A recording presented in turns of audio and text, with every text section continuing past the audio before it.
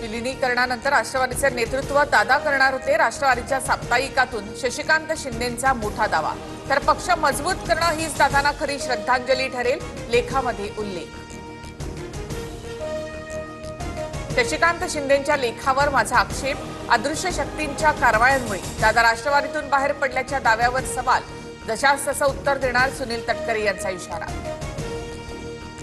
विलिनीकरणाचा प्रस्ताव समोरून आल्यास चर्चा करू, सुनील तटकरेंचं विधान। तर भाजपसोबत राहण्याची दादांची स्पष्ट भूमिका होती। विलिनीकरणाबाबत हिरामण खोसकरांची बाजूही जाणून घेणार, तटकरेंची भूमिका।